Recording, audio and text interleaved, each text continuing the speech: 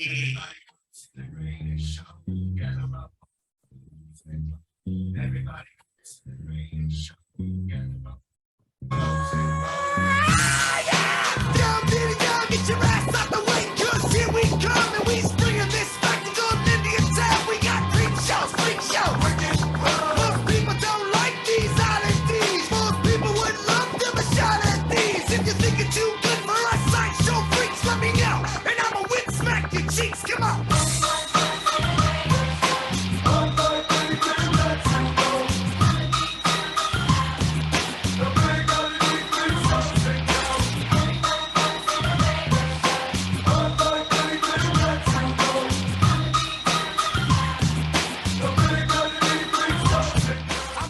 Hello and welcome back inside the wrestling room, where we are actually here to discuss AEW Dynamite and Rampage and etc. from this week. But I'm not here by myself, and you can tell my voice, I could not do this by myself. But let's bring on my co-host, the man, the legend, Mark Dad. How you doing? Doing well. Little tired because the show we were at, I didn't expect to go as long as it did. I know, seriously, we'll get into all that. What a crazy night. But yeah, that's what we're here to talk about. AEW Dynamite, Rampage, etc. Before we do that, I just want to make a quick note. So we originally were going to do this like we used to do it and to sit in the same room, but we're recording it on Zoom just so I can put it up on YouTube so people can enjoy this. If you're on the YouTube side of things, I've also put together a collage of all the videos that I recorded, and that'll go up at the same time as this show is premiering. So go ahead and watch that. Those videos are also up on our Instagram page. There is one video that will not be going up because the video quality was not great, but the audio quality is fantastic. So that'll be a podcast exclusive, and that'll be the cold open of this show. If you haven't heard it already, it would be the acclaimed rap that opened up the post show. That audio will be. I was wondering what that was. It started the show. That was the acclaimed. The match that went up, I think, for Dark Elevation. I don't know. I lost. I'm guessing. Yeah, that was Dark Elevation. I don't know. The problem is there was so much going on last night that I lost track. So just so everybody knows, this is going up on Saturday because of Rampage spoilers. I didn't want to have to deal with us having to banter on Rampage spoilers, so we'll just put it up on Saturday. And if you're looking for our obviously you heard our show yesterday where we actually talked about the matches that were announced for Forbidden Door. So today we will actually finish that preview. As a matter of fact, yeah, we'll do that at the end of the show. At the end of the show, we will do the preview of the matches that we did not talk about because there were some matches announced, and one moment that completely blew my voice out of the water. And we'll talk about that when we get there. I'm still in shock. Well, we'll talk about that when we get there. Anyway, let's start here. We got to the arena. We went to the Milwaukee to the what is the official title? The Milwaukee Panther Arena. University of Milwaukee Panther Arena. Yeah, the UW Panther Arena. Probably I never called that. It's called the Panther Arena, so I lose track of what it's actually called. But so we went there for the show, and we got there around 5-ish. And not gonna lie, I like getting there early. Because they were able to find it. We got to the stand for the merchandise, which is a real merchandise stand. For those who heard us last year, we went to the show in August. We were complaining on how bad the merchandise stand was. This year, for those who have been to the Panther Arena, if you've ever been to an Admirals game during the season, that's not a dog night. They have a kids section in a back room. They had the merchandise stand in the kids section. Yep. Which I loved. I thought that was so well done. No one had ever done that. I thought that was organized. They were more organized. It was a bigger area, and the way they set the thing up as far as having the line go, instead of having a line that basically last time we went was from the front of the concession stand all the way like to the men's bathroom and then some. But yeah, they did everything better this year and more of a selection. Yeah, I thought it was well done. Like and for those on the video side or on the picture that you'll see, I'm wearing my brand new purple AEW t-shirt. As I joked when I bought it, I want to add more color to my wardrobe. So this is me adding some more color to my wardrobe. So most of my wardrobe is black. So like I'm trying to get some more color in my wardrobe. So and you know what? I wasn't the only one that made the Disney joke. There was a guy behind me that made the same joke. Yeah, so I feel like we're going through a line in a Disney ride, and I go, yeah. The only thing we're missing is we were actually moving. We were actually moving though. Yeah. The only thing that was missing was the Fast Pass. Well, there is no Fast Pass. It's not a thing anymore. Fast Pass is not a thing. It's called Genie Plus. Please get your vernacular straight. Fast Pass does not exist anymore. That went away with COVID. Anyway, that's not important. That's not important. So we were told that the doors open at 5, show starts at 6, and everyone knows Dynamite doesn't start till 7. By the way, we're talking Central Time Zone for those that are confused. The Central Time Zone, and show starts at 6. Dynamite starts at 7 live. So as we learned last time, they do Dark Elevation. And last time, Dark Elevation, we were having issues. It was weird. It was a lot of matches and a lot of nonsense. Things have not changed on Dark Elevation. We're not going to go through every single match. I'll actually just run through the matches. I have them in front of me. We won't have to talk about every single one individually. I just want to throw them real fast. Anna Jay. I love seeing Anna Jay in person. Not going to lie. Anna Jay beat Heather Reckless. By the way, I do have times for these matches. If you want to hear the times, I have actual times for these matches. The one with Heather Reckless. Pro Wrestling.net. Actually, Pro Wrestling.net. Who did this report? He was at the show last night. Okay. Chris Vetter for Pro Wrestling.net. He was and he put together a report with times and everything else. So, Anna Jay beat Heather Reckless in 1 minute and 50 seconds. Will Hobbs and Ricky Starks. Yeah. Taz. By the way, Taz looking sharp in a fucking suit. By the way, I know that. First time in a suit. That was nice. Defeated Jordan Cross and Joey Jett, who by one of the biggest ovations of the fucking pre-show. He also goes by the name of Joey Jett Avalon. Thank you. He's working in the Midwest area. I could not think of his last name. Thank you. And that match was 3 minutes and 27 seconds. Ruby Soho, which I was so happy. I love her theme song so much. I was so happy to see her. Defeated Missa Kate in 2 minutes and 38 seconds. Swerve Strickland and Keith Lee defeated GPA, who, for those who don't know, he is the Zilla Pro champion currently. He is the only Zilla Pro male champion. Actually, I should say he's the only one. There's only been one Zilla Pro male champion. He is him. And Vic Carbon at 4 minutes and 5 seconds. And for some reason, apparently on Dark Television, they do storylines because apparently Swerve Strickland and Keith Lee were then confronted by Butcher and the Blade and Bunny. Sure. Okay. That's the thing that's going on, apparently.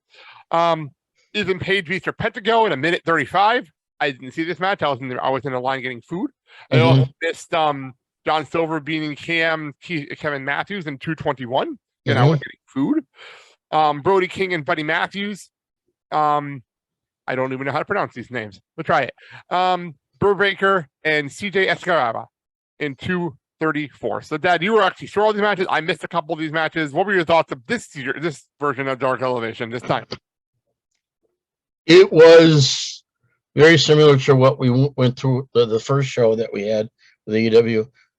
It's local talent around the area that basically is like for lack of better words, I'll say like a tune-up match. Basically, you're going against the AEW stars, and I'm sure that your coaches or owners or whoever's in charge of that particular promotion is kind of looking at how your techniques are, how your rhythm in the ring is, thing of that nature, how you respond to the blows and the hits, things of so basically they can kind of grade you and give you positive feedback on how to do whatever it is you need to be done. All right. So that is how Dark Elevation ended. Then Tony Khan came out and he cut this whole thing. Tony Khan, a ball of fucking energy. He does not stop. Like, oh my God, this man, I need to know what he does before he drinks, before these shows, because he is a ball of fucking energy. Like, wow. What's really weird is not only did you say that, but Athena said that there's a big difference between how Vince McMahon has the type of energy as compared to Tony Khan. She says Tony Khan is like a big ball of energy. And because he's that way, people around him kind of like do the same thing, which was nice. From what I've heard about Tony, I guarantee it takes everything in his power to not curse when he comes out to do the intros. Oh yeah, I've heard there's many times he'll just in the back just yell, "Let's fucking go!" Over, I can't do that scream. My voice is gone already, but he'll do that in the back, energize everybody. So It's really difficult for him not to curse when he comes out. And here's the thing: if you look at when the camera pans, if there are certain signs that are offensive or objectable, they won't put them in the program. They'll make sure, Allegedly. they'll make sure they do their best to basically. They didn't throw any signs out. They didn't stop anybody. No. I also didn't see anything objectionable either, so I didn't see anything crazy. There were some weird signs, but nothing objectionable. I'm still trying to figure out where was the one I thought I got during Dark Elevation. I have a picture of it because it was so ridiculous. I took a picture of it. I sent it to Sal. Mhm. Or was it? Keith Lee buys my EBT. I don't even know what the fuck that means, but it made me laugh. That made me laugh. It made no sense, but it made me laugh.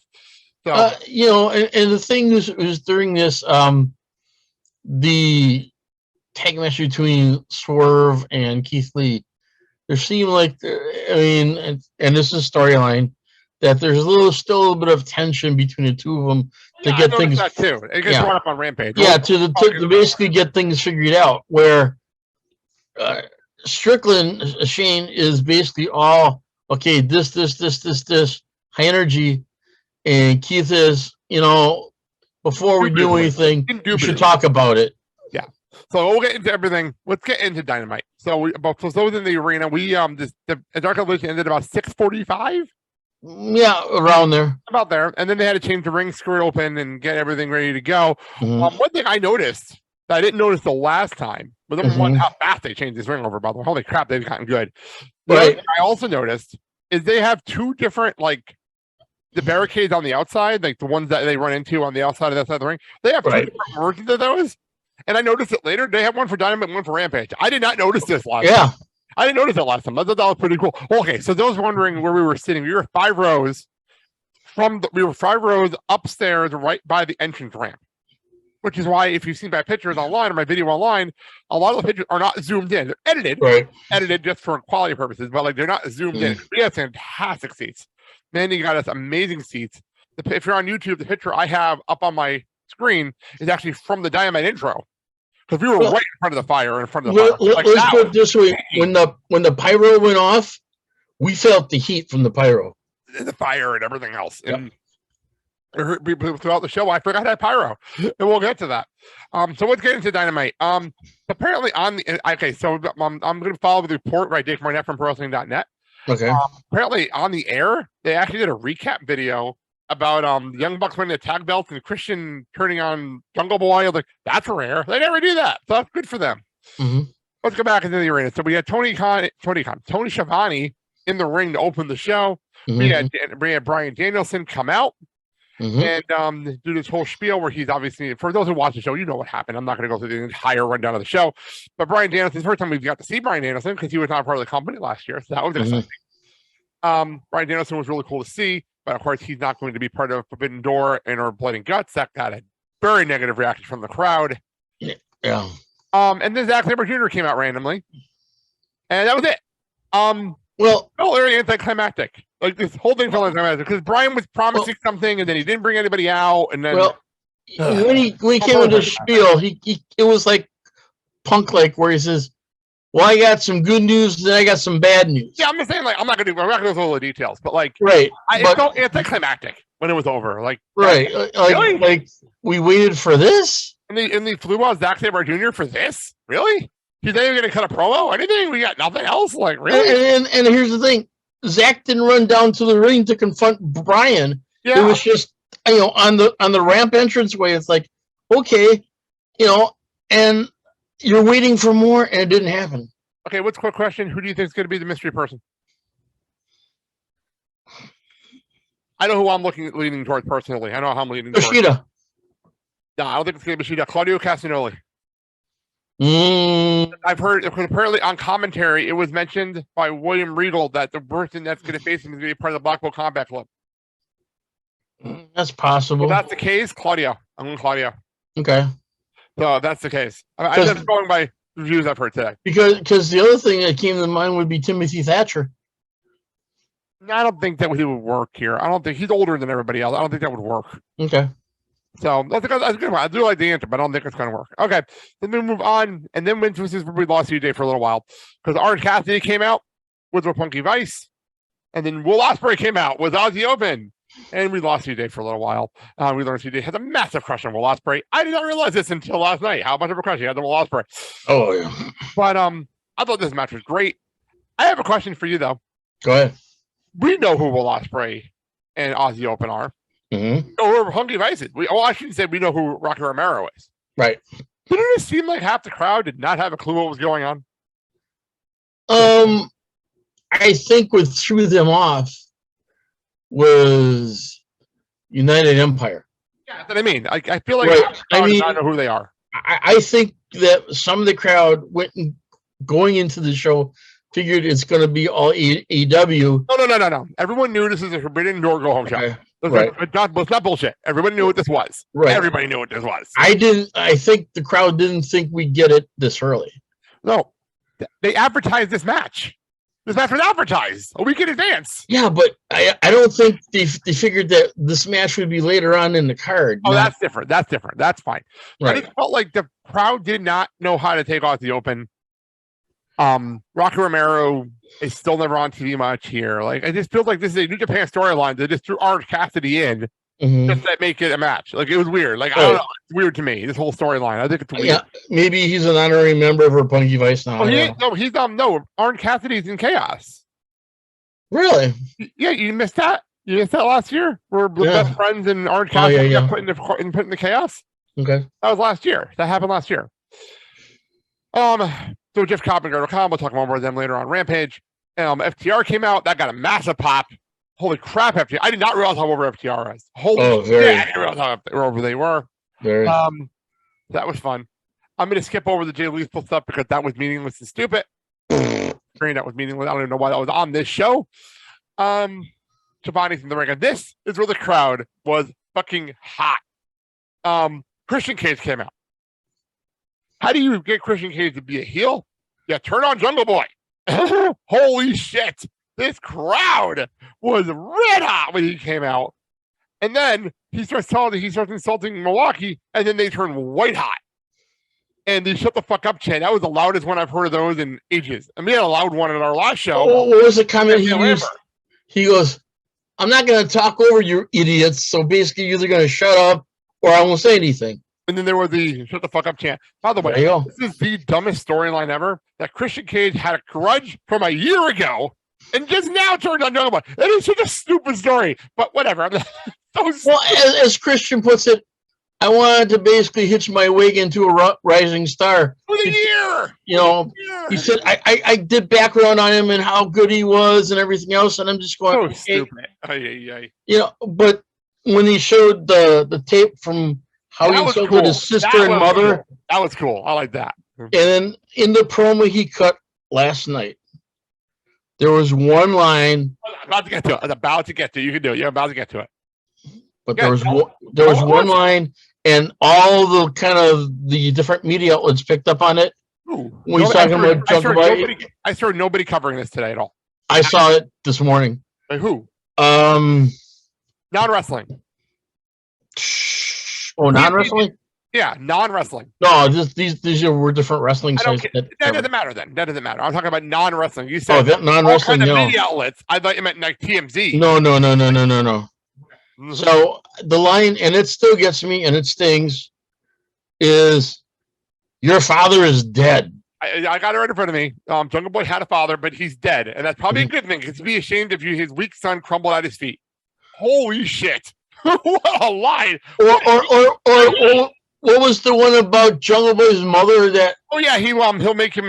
I'm surprised he didn't hit on him and make him his dad. Want to make him his actual dad? Yeah, I'll be your daddy. The funny part is, if you said that, that'd been fine. I think you went too far with talking about Luke Perry. I think he went too far. I think that was too far. I was waiting for Jungle Boy to run out. Jungle Boy's hurt. He's got to sell a week. Like, he's got to sell. And but the fact he's not going to be on Forbidden Door. I'm not going to lie. I have no idea why this thing was on this show. Why did it go next week? I think the reason why the segment was on is because towards the end of the segment, Christian got the ear of Luchasaurus. I got it. I understand that. Yeah. Why was it on this show? Why did this have to happen on this week's show? It had nothing to do with the pay-per-view. Had nothing to do with next week's show. Like they're dealing with enough on this show. And like the Jay Lethal segment. I have no idea why that was on this show because it had nothing to do with this week's show. Had nothing to do with Forbidden Door. Had nothing to do with Blood and Guts. And they have enough stuff to talk about. Why the blue hell is this on here?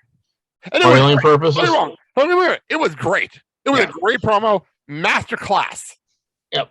But you know, it was on here. Storyline purpose. I mean, I think it would have been better served if you did the tape segment in the back and then show it, you know, that way. Or you do what you do this week. You show highlights from last week, and then you show the aftermath, and then you say Christian K is going to be on next week's show to talk about what happened. This way, it's something to hype up for next week besides Blood and Guts, and it's not messing with people's brains going to the Forbidden Door. Right. I was happy to see this segment. I'm not going to lie, but I don't know why it was on this show. I have no idea why. When it was so much other stuff. The only thing I can think about is they want to be consistent with this part of the storyline. Like I said, though, they had a way around it because it's not happening to All Out. It's not going to happen to All Out. So, like, all right, we move on. The Young Bucks cut a promo about Forbidden Door. We'll get to that later because that's on the matches. Then we had Malachi Black and Penta Oscuro to enter the All Atlantic title match at Forbidden Door. We all knew that Malachi Black was winning this match. My whole thing here is this match only went 10 minutes. I thought it went longer. I'm not gonna lie. I thought this match went longer than that's what I thought. The fact is it was a good match. I expect better from Black and Penta. I really do. I almost feel like Penta didn't turn up to 11 knowing there was really no point to him because he was going to lose anyway because everyone knew he was going to lose. And we all knew Black was going to win. And the crowd, and I'm still in PTSD from last year's Malachi Black entrances. So I just didn't care. I just didn't care about this match, like, at all. It was really rough to watch. And also, by the way, maybe I missed this. Dasha, who, by the way, was taking place Justin Roberts, he's still recovering from his surgery. Did Dasha say anything about this being, to the crowd, this being an All-Atlantic Championship tournament match? Yes. If she did. Yes, she did. She did? I must have missed it. Yeah, okay. She said this is All-Atlantic Championship qualifying match. Okay, I missed it, I guess. I must have missed it because I saw the belt on display. Right. I did not know if she actually said those words. I didn't hear them. So it was loud, so I must have missed it. She was sitting at the desk with the bell when she mentioned it. Well, the belt was on a display item. She didn't have the belt. No, I'm not talking about belt. Bell. B-E-L-L. The belt. I thought you said belt. Okay. So that's that. See, my whole point, and back to my Christian point.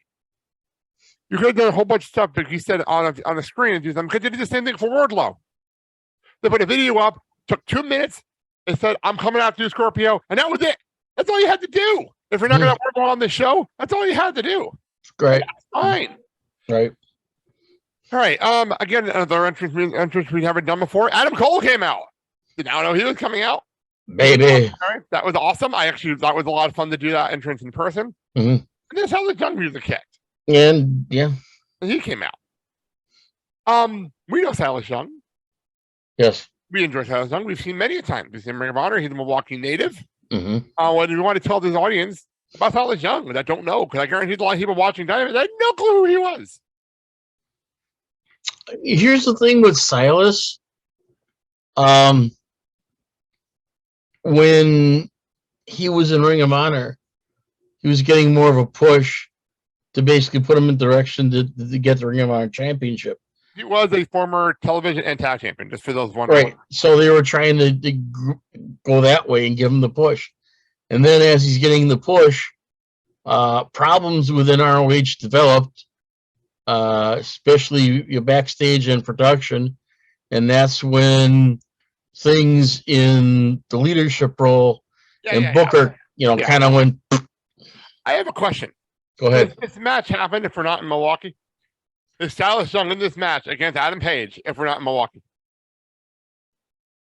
I think this was just a match for Milwaukee. That's what I thought too. That's what it felt like to me too. Like, it did not feel right. You know because what I mean? I think what they were trying to do is get the crowd hyped, and basically, Silas may have a chance to beat Adam Page.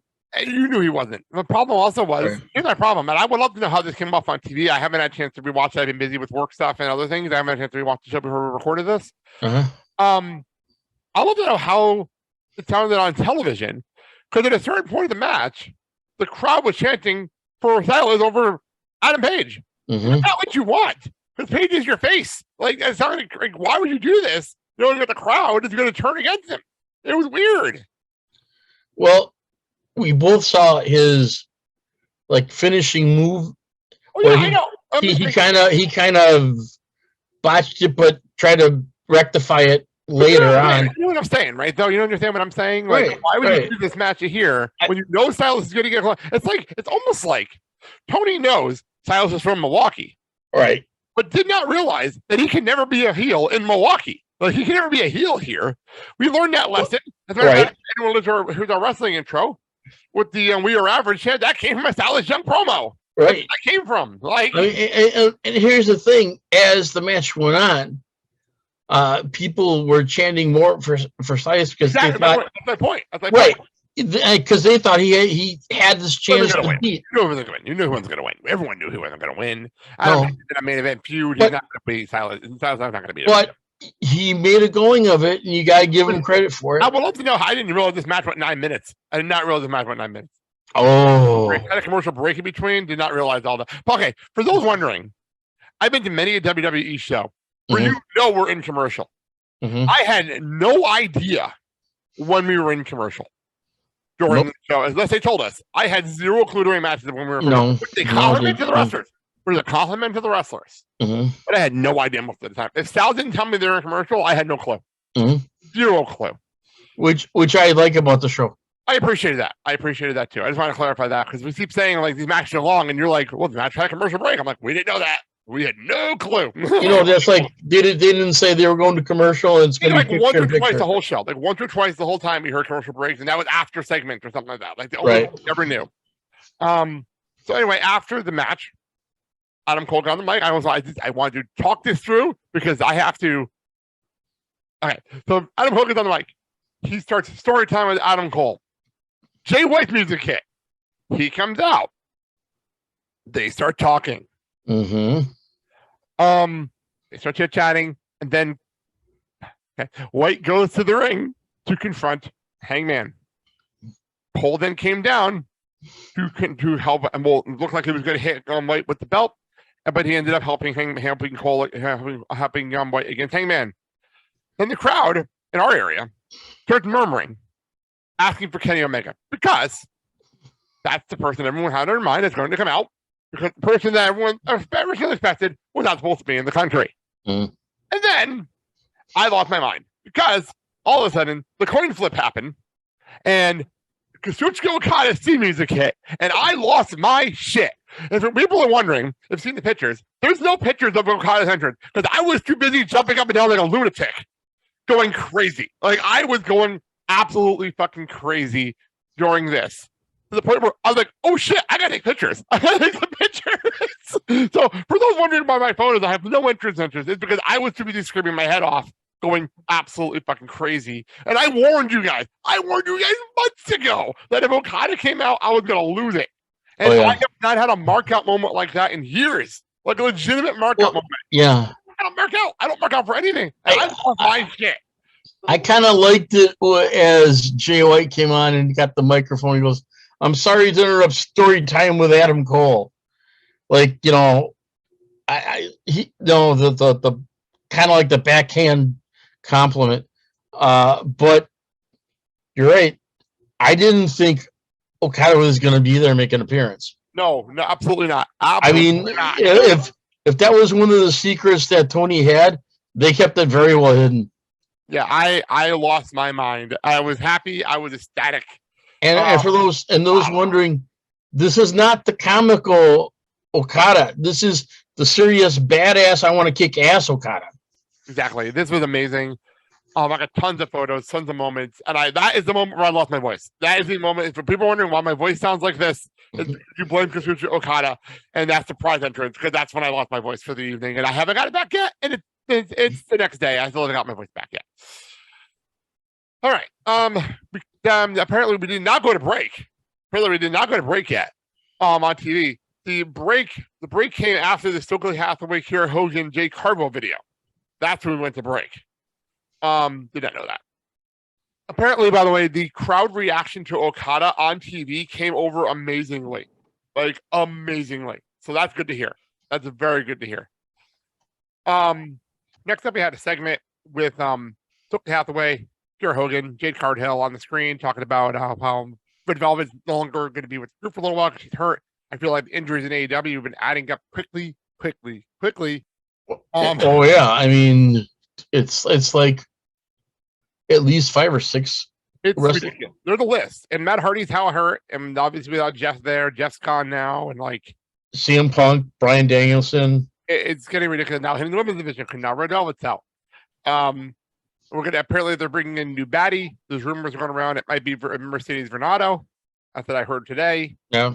I don't know. We'll find out whenever. I don't know when this is going to be. Apparently they're setting up a 6-woman tag. I thought it was setting up for Rampage.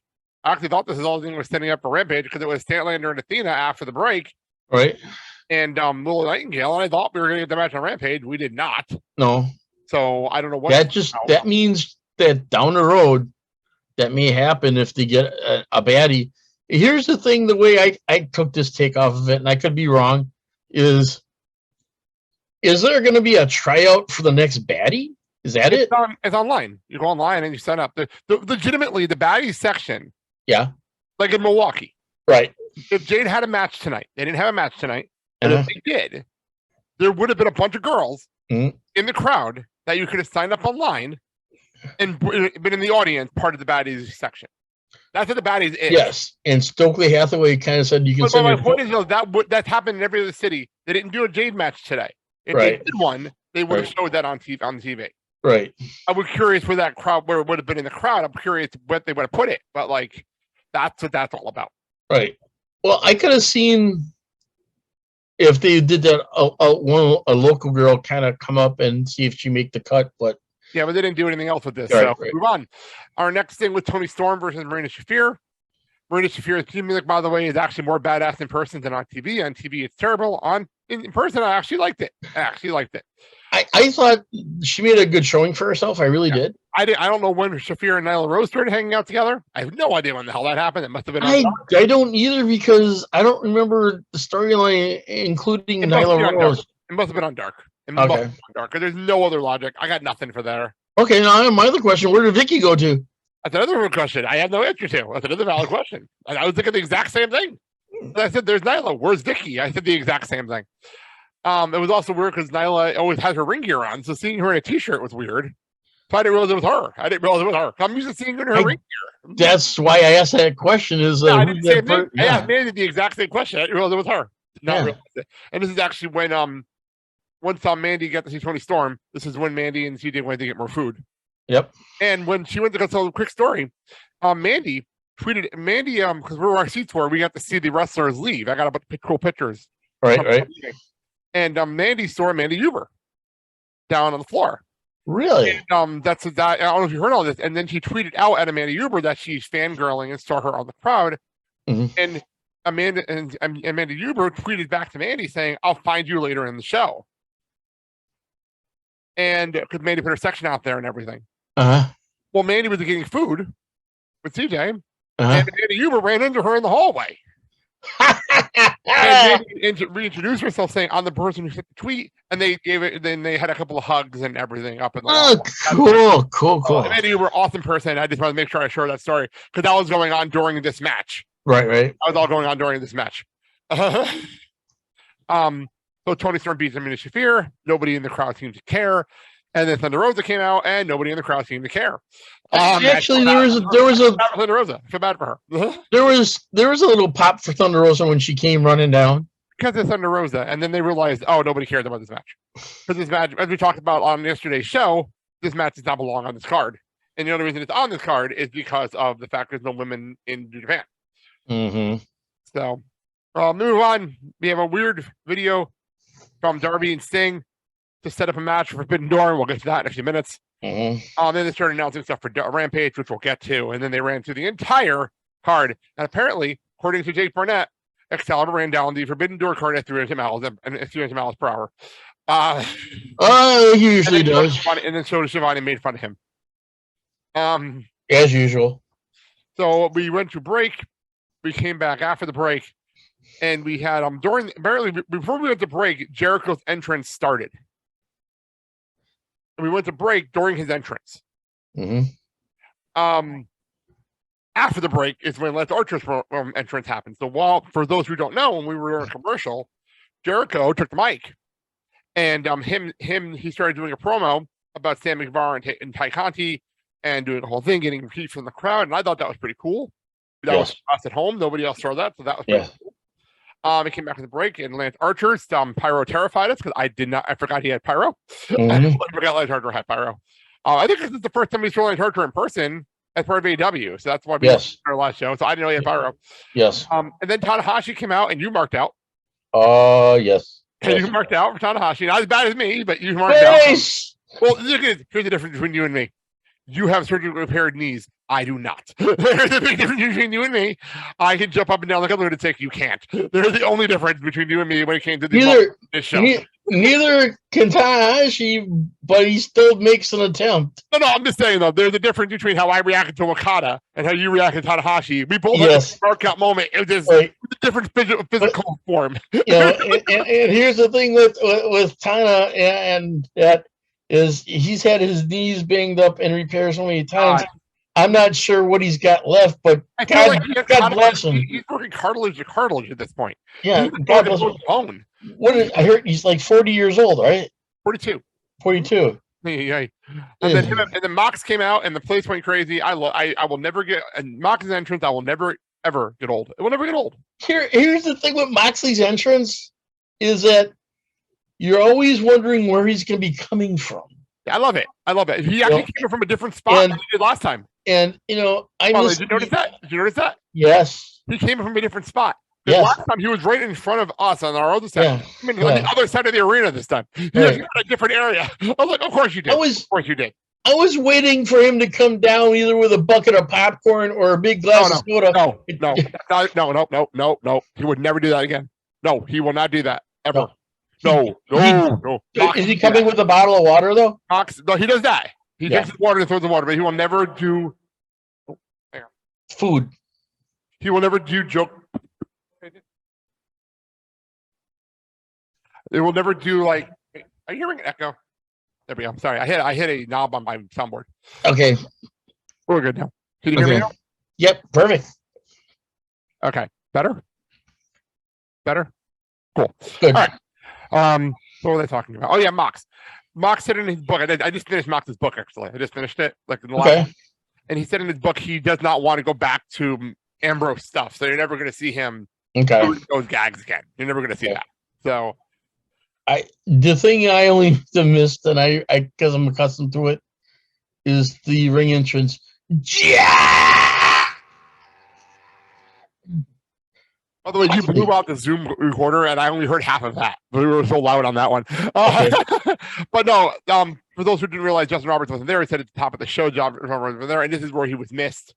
I love Dasha. She's awesome. She's great at her job, but she's no Justin Roberts when it comes to Mox's entrance. She did it her way, and it's not Justin Roberts. I know. Then we had Mox and Tanahashi beating Jericho and Lance Archer, and then the showing off the air with Tanahashi and Mox in the ring trading words. Eddie Kingston coming out and attacking Jericho and Guevara. Warrior Yuta coming out and attacking Guevara, and then Suzuki coming out without his entrance music, which was weird. And then Shota Umino coming in and attacking Suzuki, which is a suicide mission right there on its own. Right. Meanwhile, Tanahashi and Moxley are still in the ring, and then the Jericho Appreciation Society comes out, or Santa Ortiz come out. So this is setting up blood and guts. Meanwhile, Tanahashi and Moxley are still in the ring. Yeah. Apparently, this is when we went off the air. And apparently, when they went off the air, that is when in the arena they hit Wild Thing. And for those who don't know, what else? I did not know when the show went off the air. I texted Sal, like, when did the show go off the air? Because I have to check my phone and see what time I sent a text message to him, because I had no idea we went off the air. Because we were going. I thought they were going at least 5 over, but I could be wrong. I'm looking at my text messages right now because I'm texting Sal throughout the show. And well, that's a different text message. Yeah. He's texted me. We always joke around when Dynamite ends. We always joke and say goodnight, even though we're gonna probably be up longer and watching other things. Hockey was on last night as well. Right. And, he texted me at 9:00, and I texted him back at 9:06. And that's when Tony Khan was on the stage talking about Rampage.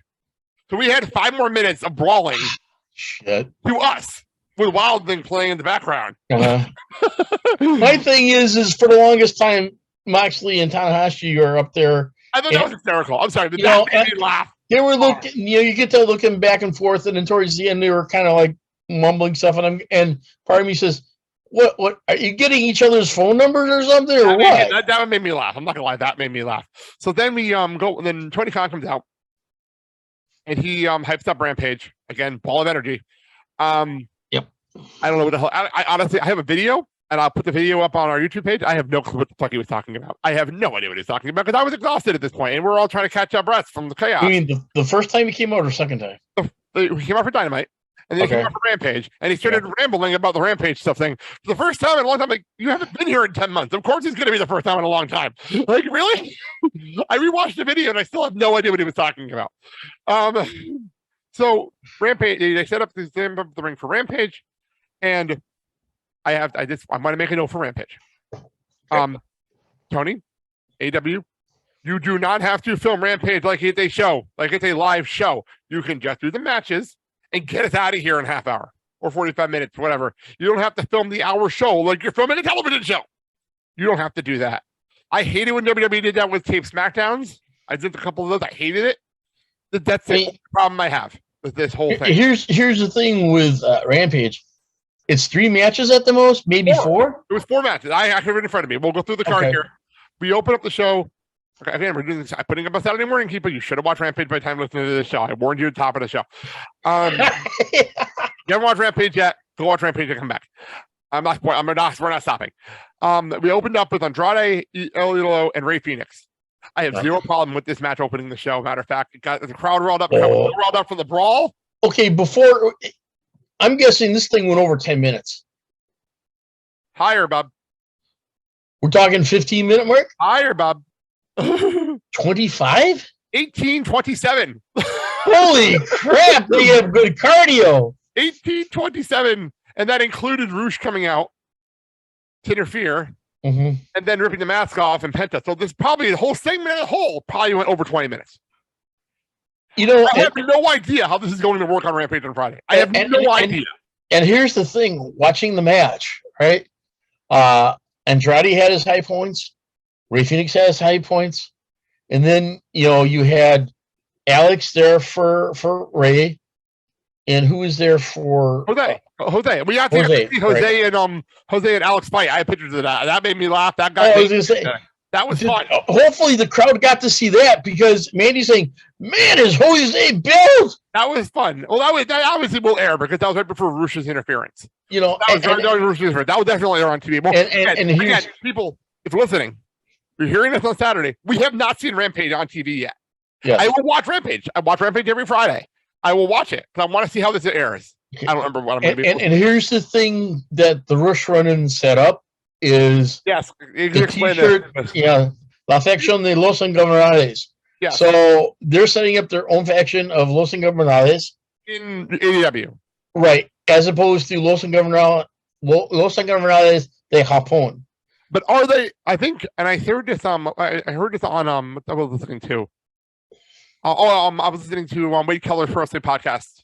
I was working this morning, and it was talking about how they're talking about how what the hell was this talking about? Oh, they're the faction in Mexico. They can't legally use the name, so they can slightly change it, sort of like Pentagon Dark. Right. You can't say Pentagon Dark, but you can say Pentagon Oscuro. Right. The exact same thing, and not in English. Right, and that's what the T-shirt kind of phrase. Yeah, it's the same faction. La Facción yeah. So you have the faction of Los Ingobernables. But I hope I said this before. I said this after Double or Nothing. I hope Tony Khan knows what he's doing, bringing in Roosh. I know he knows what he's doing. Here's the thing. You've got the first shoe drop with Roosh. I hope Tony knows what he's doing. The second part of this would be you bring in Dragon Lee, which is fine, but leave it at that. Yes, Dragon Lee's one of the best wrestlers of all. I don't blame him. Like 6 guys come out. I don't want to deal with that again. Yeah. And Ring of Honor ruined Ring of Honor a little bit for a while there. And the main event in Ring of Honor was ruined. Matter of fact, remember when Dragon Lee won the title? And that whole title seemed to be ruined because of Rush's freaking faction. It ruined the whole Right. You know. So I mean, if you bring in Dragon Lee, Bandito won the title. I'm sorry, Bandito won the title, but still it was ruined by Rush's whole thing. So my thing is, if you bring in Dragon Lee, that's it. Yeah, and you have Andrade, you have Jose, like you have a faction right there. You're good. Because I guarantee they're going to want to bring in Dragon Lee for trios because I heard rumors of trios titles. And you want to bring in Dragon Lee for trios? I fully understand that. 100%. I agree. There you go. There you go. That's about it. That's it. We move on. After that exhausting match, and then we had. If we didn't have enough of this on Dark Elevation, we did have, and this made me happy, with Laney Luck and Saraya come out. And for those who don't know that are not in the Milwaukee area, Laney Luck is the current Zella Pro Women's Champion. Matter of fact, she beat Jordan Grace for the title.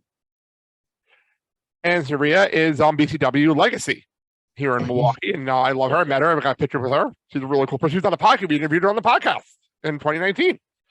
You and me interviewed her on the podcast in person at BCW 2019. If we want to go back to that show, back in January 2019. Great person. I was so proud of her. She looked amazing.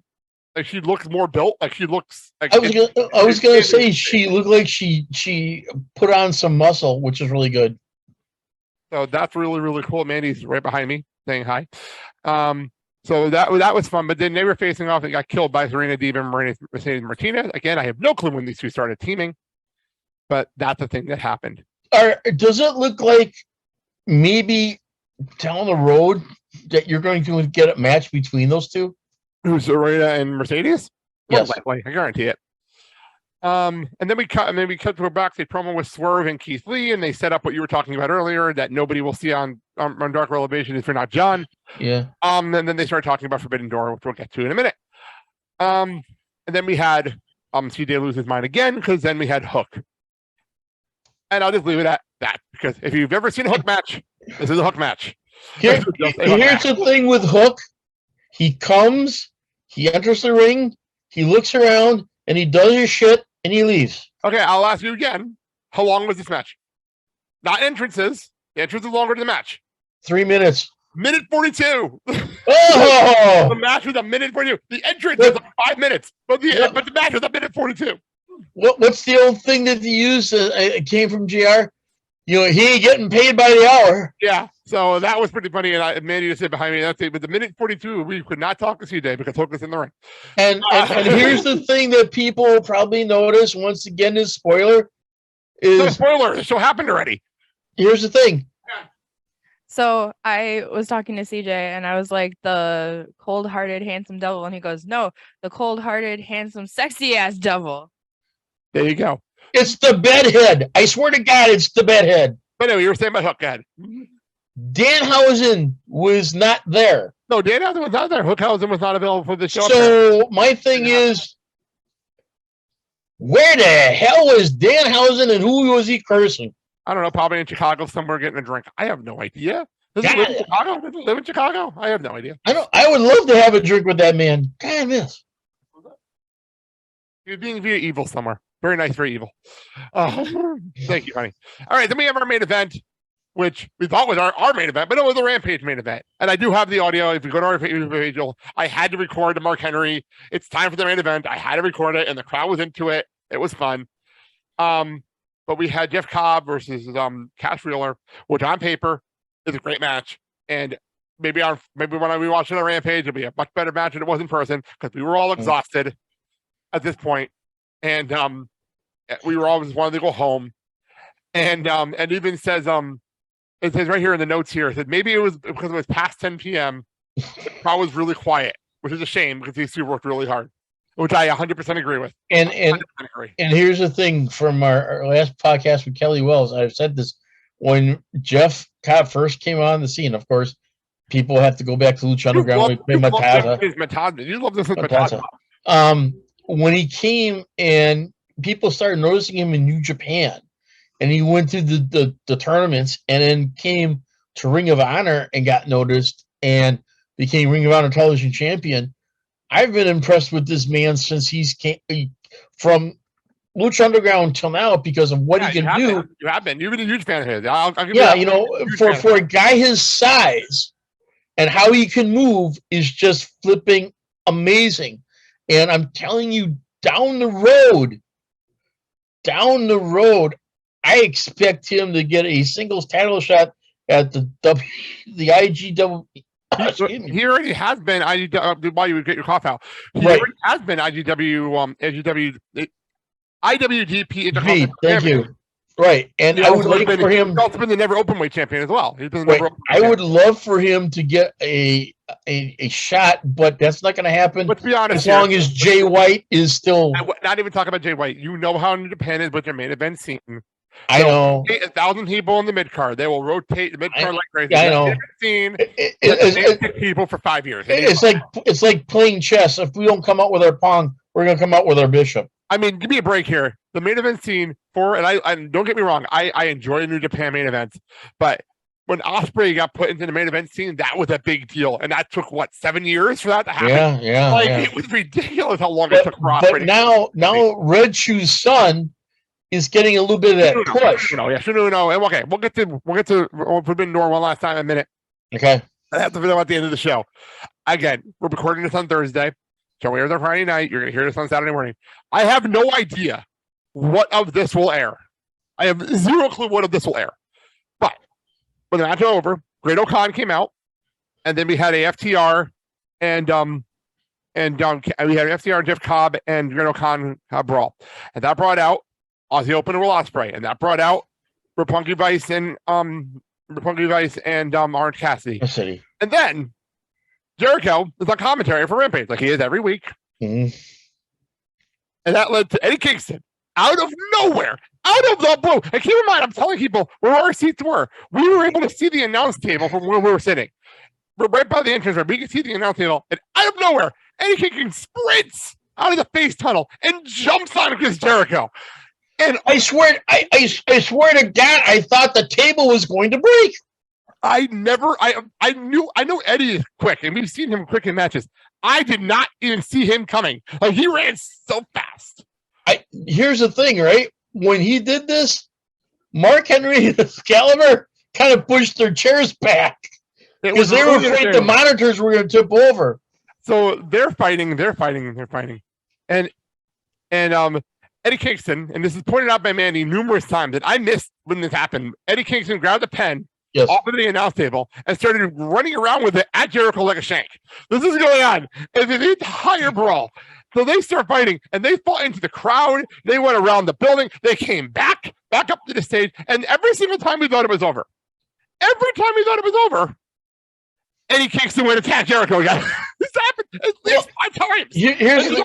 I don't know if you got to see it from your point of view, but I did. Is that before they went down the ramp, Eddie got some shots with him on Jericho's forehead with the pen. I did see that. And then Aubrey, poor Aubrey, the whole referee clan comes out, and all the security comes out, and they cannot break these two up. Aubrey is holding them back. By the way, keep in mind, we're distracted by Jericho Kingston. There's still a brawl going on by the ring. Like, we did a whole brawl with everybody else going on the ring. We're not even watching that anymore because we're getting fixed on Kingston and Jericho at this point. And yeah, Mandy just in the background saying she was waiting to see if he's going to stab him. And Aubrey is trying to break them up. And at one point, I have a picture of this. The picture is fantastic. And she's standing there in front of the referees after everything's broken up, and she's literally catching her breath out of breath. Like, it was insane.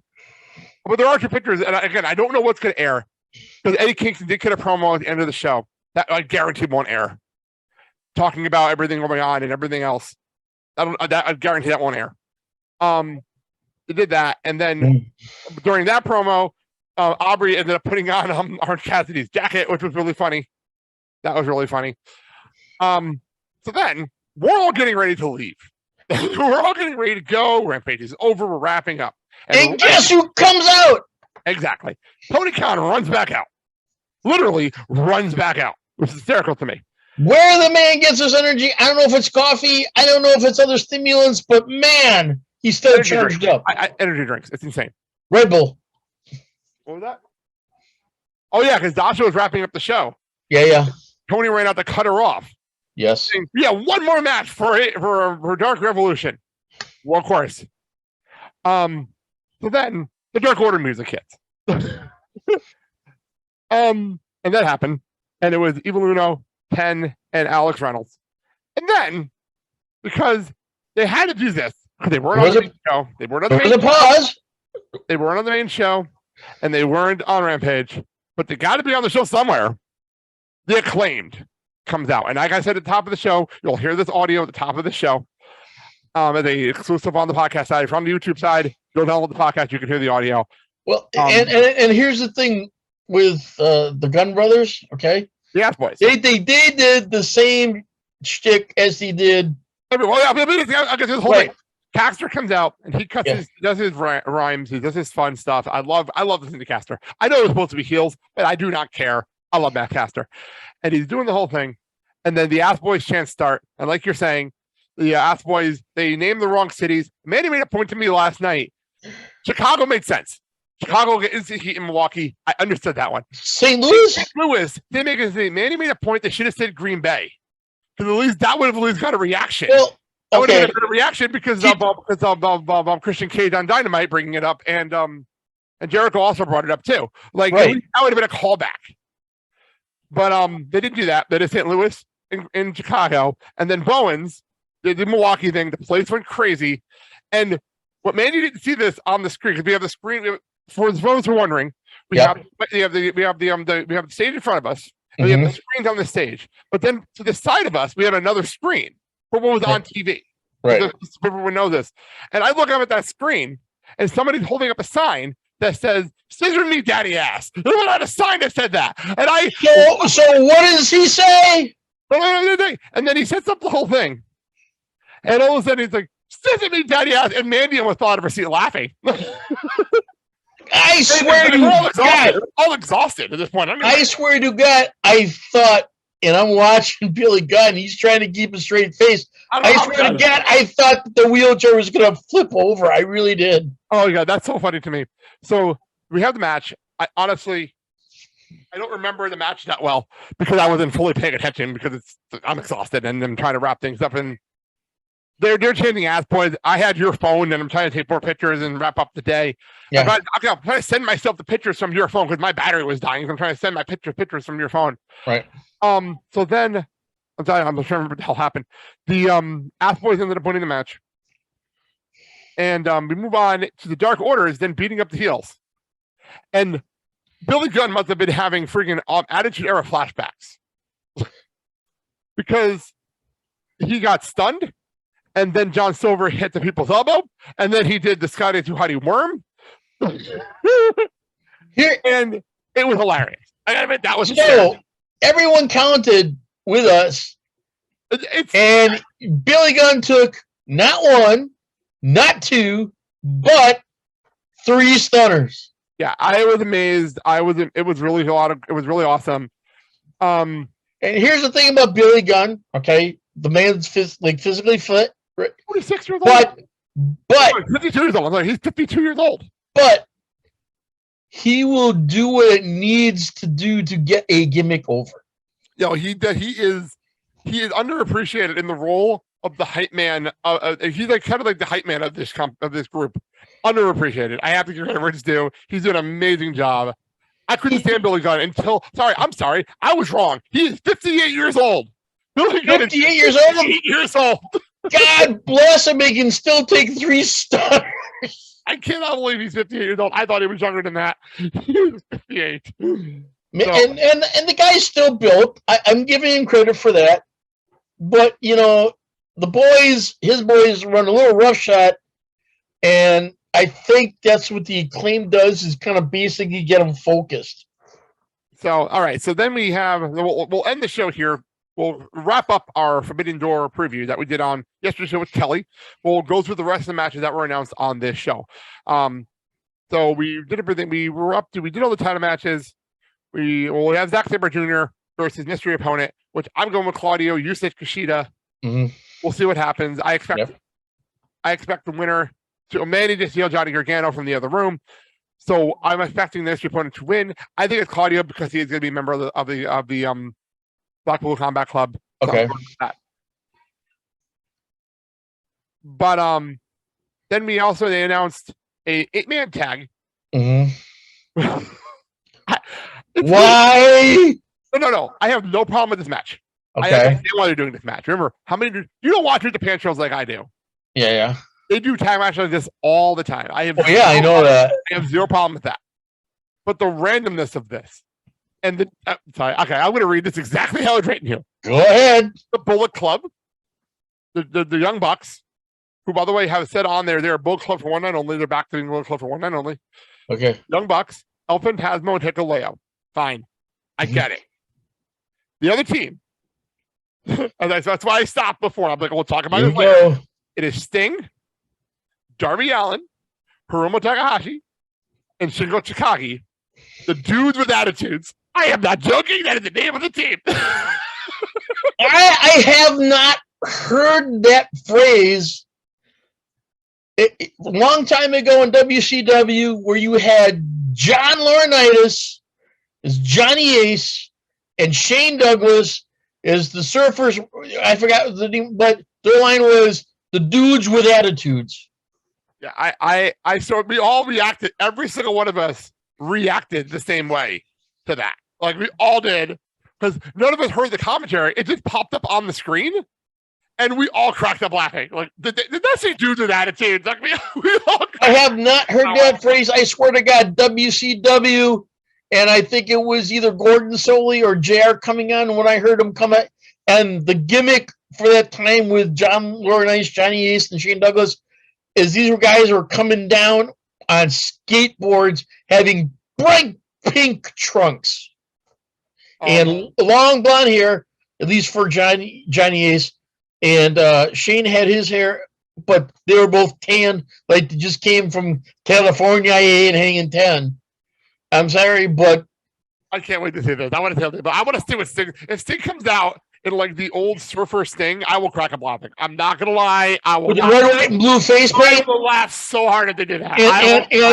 And the buzz cut flat top that's dyed blonde, especially if like with the long tail. If he comes out for like Darby's music and his like snow music, when he comes out like a Surfer Sting, I will laugh so damn hard if that happened. It won't happen, but I will laugh so damn hard if it does. Oh, I forgot one match we didn't bring up. What's that? IWGP World Heavyweight Championship match. When we last talked, it was Jay White versus mystery opponent. It is now Jay White versus Hangman Adam Page versus Adam Cole versus Kazuchika Okada. Wow. Damn.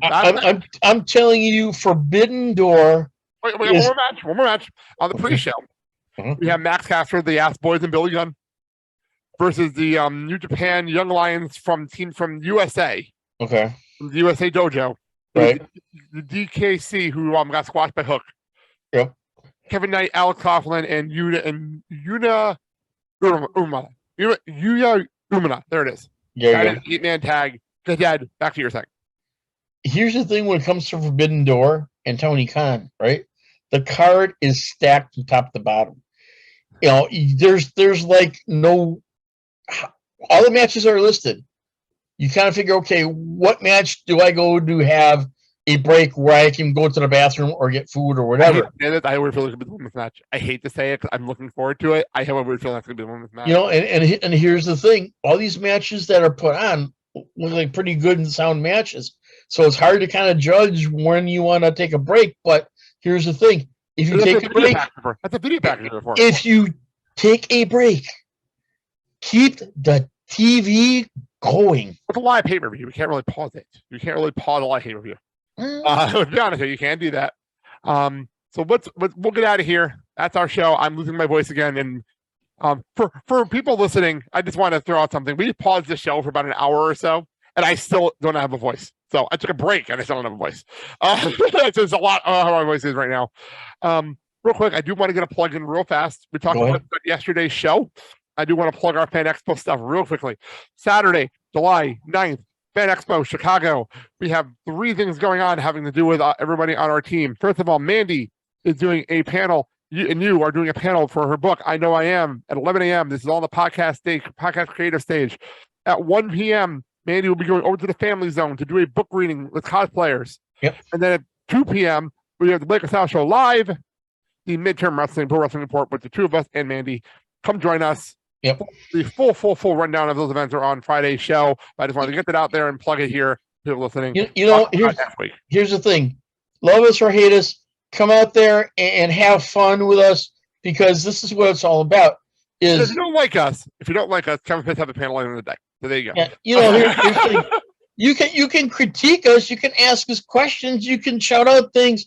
We want the interaction. I also want to say that last year we had a great time at a panel. We had wrestling fans show up because it said pro wrestling in the program, and people were like, "Oh, I want to go talk wrestling," and that was really cool last year. Hey, So, we gotta thank our equipment guy for getting this all arranged. we'll do more much. We'll talk about everything next week. Next week's show. Okay, for real fast, pick plugs. On for obviously the wrestling room yesterday had the South Shore, our rest of our Forbidden Door preview. Yep. Also going up today is part 3 and the final part of Kyle, Matt, and Andy's Windy City Ponygon coverage. That's the last part going up today. Okay. Next week we'll be back with Rich Fan, who is in attendance for Forbidden Door. He's going to be in Chicago for that show with our another friend of our show, Zach Haydorn. They're going to be at the show at the United Center. He'll be here, and also we're going to preview Money in the Bank. That's going to be on next Friday's show. Dad, say your thing, and we'll get out of here. Hey, as always, it's been your pleasure. And please, if you happen to have a local independent wrestling organization where you live at, patronize this organization. These are the young men and women that are coming up in the world of professional wrestling and sports entertainment. You'll be amazed on what they can do, how they're able to develop, how they're able to proceed and basically hone their character and the skills for that particular character and gimmick. And their wish is to go on to bigger and better pro wrestling organizations and reach and get that brass ring. So please patronize these people in these businesses, do it safely, and hey, you know, be kind to one another. Let's be nice to one another. We need more kindness and niceness in this world, because you know what? Hate can't win, and hate won't win as long as we love each other. By the way, every time you say "be kind," the first thing you hear in my mind is "be kind, be wine." That's the first thing I hear every time you say that. I know. That's why I say it. Every time. So, all right. By the way, it's funny. You're always in the wrestling room with Right Now by John Cena. And this Monday is the 20th anniversary of John Cena, which is crazy. I cannot believe it's Monday. By the way, it worked out the calendar wise. It is officially the 20th anniversary of John Cena on Monday. That is the day he debuted. That's crazy.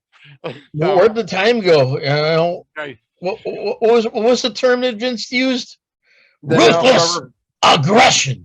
Yes, aggression. All right, let's get out of here. My voice is going, and I really should stop talking. Okay. We're back on the Blake and Sal Show next week. I'm Blake. I'm Mark.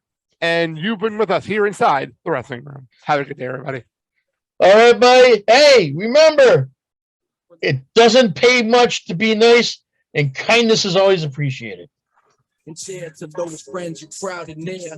For those passed on in spirit, they there. It's gonna be what it must. Break bread with your crew. If you got kids, take the crust. It's all love, baby. Tell your girl she's strong. And whisper in the ear after dinner it's on. And take it slow, baby. Cause everything real. When you at family dinner, y'all enjoy that meal. Thank God that you're healthy and you keeping it tight. And keep your dreams lighthearted when you sleeping at night.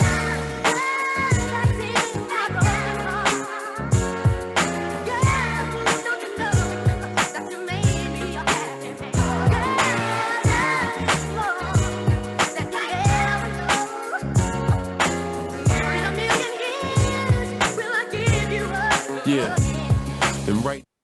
Thank you so very much. Goodbye. Mwah, and good night.